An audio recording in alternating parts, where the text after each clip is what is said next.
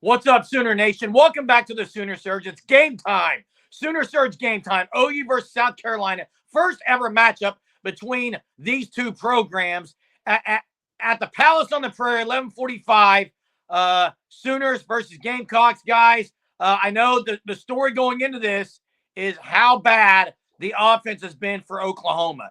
Is there any possible way they can even get some first downs in this game, let alone maybe have a chance to win this game? Opening thoughts, guys.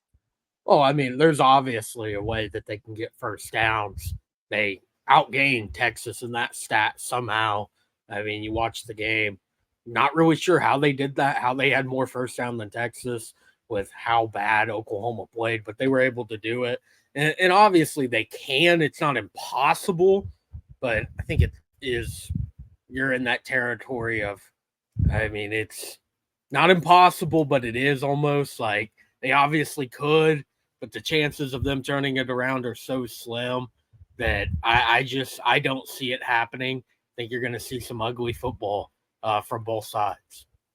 This game's going to come down to a few things, in my opinion.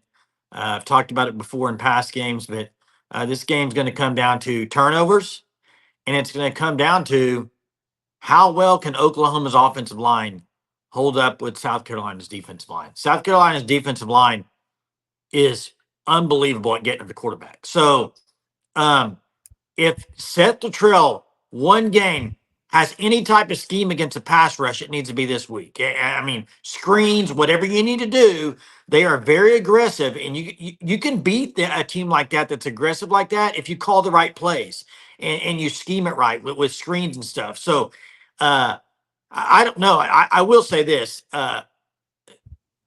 The talk about two quarterbacks, you've heard it all week. It was kind of brought up in the press conference.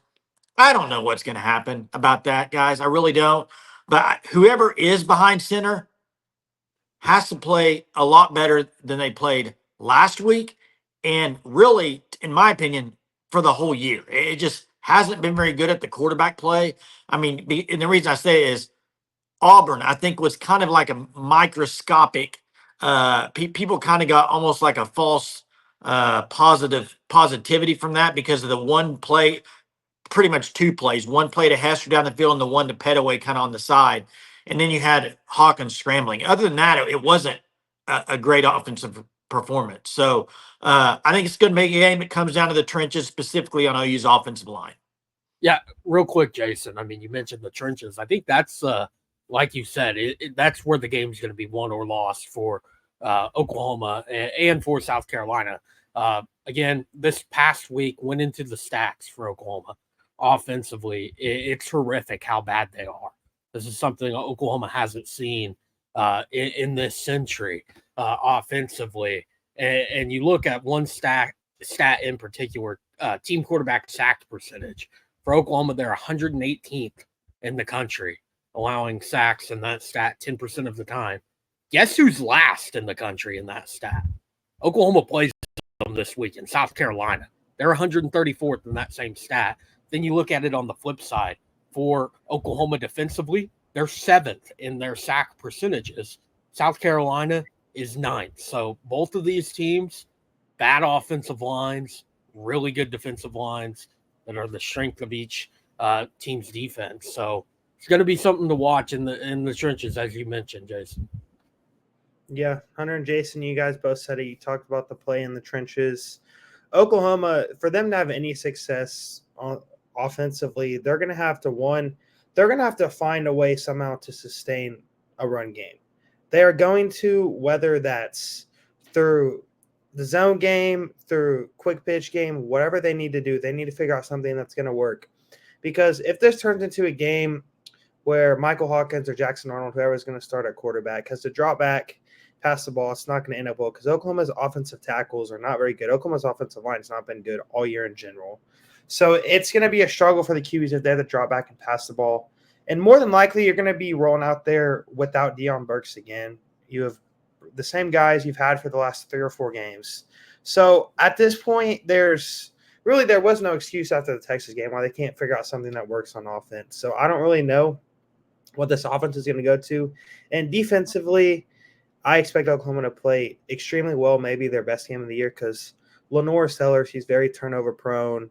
He doesn't see the field extremely well past his first and second read. So if Brent Venables and Zach Elliott can confuse him, I think the defense can have a ton of success. But I think that Oklahoma offensively, they're going to have to find a way, like I said in the Texas game, to sustain drives, and they haven't shown all year that they have the ability to do that. He's also a playmaker, Sellers. He's not a consistent quarterback, but he's got very much ability to make big time plays. That's one reason I think their sack ratio is down. Is he escapes pretty well. Shane Beamer's going to take chances. That's a fact. He may punt it the first fake punt the first time they get the ball, just like he did against Ole Miss in his own territory. He's going to have something up his sleeve. He's a Beamer. That's what they do. Also, the two quarterback system, I don't think Arnold gets in unless Hawkins is just bad in the first quarter. That's what I think. If they go out there and he's not able to move the team, then I think you could see a change. But, guys, let's get right to the Sooner standouts. Who do you got this week for your Sooner standouts? Do I have to give one offensively for Oklahoma? Absolutely. I mean, I guess I'll go with the starting quarterback, Michael Hawkins. I mean, again, I'm more enthusiastic about giving a special team Sooner standout. It's going to be Luke Elzinga. I mean, the kid can boot it. And then defensively, Danny Stutzman, a rough couple of weeks for him. I think he turns it around and continues to step up as a vocal and senior leader for this Oklahoma defense, as they're going through a tough stretch where, I mean, they're on the field a lot and they're not getting any help from the offense. I'm going to go Taylor Tatum offensively. He's had issues blocking. He's had issues fumbling, but he still is 6.7 yards a carry when he touches the ball. I think he gets a touchdown. Then special teams are going Tyler Keltner. I think Tyler Keltner gets a couple field goals. And then defensively, I think they get a defensive touchdown. And I think because of Sellers' inconsistency, I think they get one on him. And I think it's going to be Eli Bone with a pick six. Jason, you stole both my offensive and defensive. Of course I did. So offensively, I don't even know who to go with at this point. I mean, I guess, I'm going to go with Troy Everett. I think he's going to get the opportunity to start on the offensive line. That may be a shocking pick, but I think he's going to play his best game of the year. And then, in the only game he's played. Defensively, I'll go with R. Mason Thomas. I think versus Texas, I expect them to have a bigger impact. This is an offensive line that's not very good for South Carolina, and I think that just everything's going to have to go well for them up front to be able to block R. Mason Thomas, because he's one of the best edge rushers in the country. And special teams, I'm going to go with Luke Elzinga as well. I think he's going to punt the ball extremely well like he's been doing all year and continue to use his leg like they have a lot. I'm going to keep mine fresh, guys. Fresh all the way around. I've got all freshmen as my Sooner standouts. On the offense, a guy who made 2 catches last week and looked a little better, Zon Kearney, going to have some big plays on offense. He looks the part. Let's get him the rock. On defense, how can you not go Eli Bone? He's been the best corner they've had the last couple of weeks as far as PFF across the board. I think, just like Jay said, he makes a good play. And then on special teams, I'm going the guy who's going to be back for kick return. He's a freshman. Devon Jordan, I think, is going to get a big return in the return game. So I got all freshmen as my Sooner standout. The future is now, Sooner fans. Guys, it's a pretty big slate across the nation today. Some big games. Let's get right into them. National picks. Let's start, over there across the Red River. Texas versus Georgia. Yeah, give me Texas. They're the best team in the country. 27-17, 10-point win over number 5 Georgia. Agree with you, Hunter. Texas with the W, 10-point win as well. I got 34-24. I agree with you guys. I think Texas is the best team in the country. I think they're going to end up winning the national championship. I have them winning 31-20. I've been Texas all week. I'm changing, guys. I know Georgia's they have an offensive lineman that's out. I think Carson Beck reinstates his name in the Heisman watch after this performance. Look, the second half against Alabama, they just steamrolled Alabama. I think they found something. This isn't a Georgia team that's just going to go down easily. I think they get back on the schneid this week and win, get off the schneid and win this week in Texas. Next game, staying in the SEC, it's Alabama versus Tennessee. Bama, who's struggled late, guys, can make a statement here in Knoxville. Yeah, and I think that's what they do. I mean, Tennessee for now, the last 2.5 games, I mean, the second half against Oklahoma, they got upset on the road against Arkansas and then nearly lost to a just pitiful Florida team. I think Alabama, again, they have the last few weeks got upset by as well that same week following the high of the Jordan, and they struggled against South Carolina. I think they go on the road and make a statement to say that Alabama is still a team that is contending for a national championship. Give me Alabama 31-24.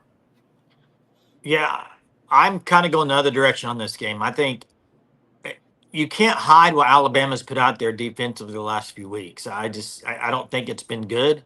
And I think Tennessee's going to get right offensively this week. I really do. At home, I think it's a statement game for Tennessee. I think a lot of people, for some reason, I mean, they lost to Arkansas. That's only one loss for Tennessee. And it's almost like people think they're done. And they're not done. I think they're going to make a statement in this game. And I like Tennessee to win this game and really, in my opinion, solidify themselves as a playoff contender for sure. Yeah, I'm going to have to go with Alabama. I think they're going to win. I don't think Tennessee is – I mean, I think they're a good team. I wouldn't say they're a great team. I don't think they're as good as Alabama. I think whenever teams run that 3-3-5 against them, they've shown some weakness, and I would not be shocked if Alabama comes out and change some of their defensive plays to do that. So I think Alabama is going to win. And what'll be a high-scoring game in 37-31? Well, you may say Tennessee's not as good as people are saying. Well, I promise you Alabama's not. Vandy and SC pretty much scored at will a lot of times through those games. And maybe the best medicine for Tennessee is to go up against this Alabama defense, who, frankly, hasn't been that great. So, yeah, it's a statement game for both of these programs. It's a great matchup at the quarterback position with Milroe versus Nico. So it'll be fun watching that one. But I got Tennessee winning this game. Now, back to the one here. Palace on the Prairie, 11:45 kick. OU versus South Carolina, first ever matchup between these programs. Guys, who you got? Scores. Oklahoma offense is the third worst offense per True Media in the past decade. Power 4 teams. It's not getting any better. I mean, you heard it from the head ball coach. They're not making changes. Give me South Carolina 14-3. Well, I've been picking South Carolina all week, 13-10. I picked Auburn 2 weeks ago. I picked Texas last week. If OU is going to win an SEC game in the near future, this is the one. Now, I had a dream a few nights ago that OU got wham blasted by South Carolina. And the more I think about this game, that can't be true. This is at home, homecoming, Oklahoma. If ever you're going to rise up and beat somebody, it's Saturday against South Carolina. Give me the Sooners. This is out of the blue. I've been against OU for the last 3 weeks. To me, Brent Venables set the trail. Put up or shut up time, and it better be now. OU with the win, 20-13. Well, in this game, I don't think either team's going to score a touchdown. I think South Carolina is going to win 9-6. I think it's going to be an ugly football game. South Carolina's offense, they have their issues. Oklahoma's offense has their issues and more. They're one of the worst offenses in the country. So I think South Carolina is going to win 9-6. If OU scores only 3 points, I'll shave my head on the live tonight after the game, okay? They are scoring. They're not going to score only 3 points, okay? You heard it here. I will. Listen, I've been saying 16-13 all week, South Carolina. However, it's getting close to kickoff, and I'm changing it. You ready? 19-16, South Carolina. Guys, we'll see what happens. Stay tuned for the pregame live and the postgame live right here on the Sooner Surge. Don't need to go anywhere else. We'll be here. We'll have call-ins late tonight on the live tonight at 9:30. Make sure you check it out. Subscribe to the channel, and we'll see you next time.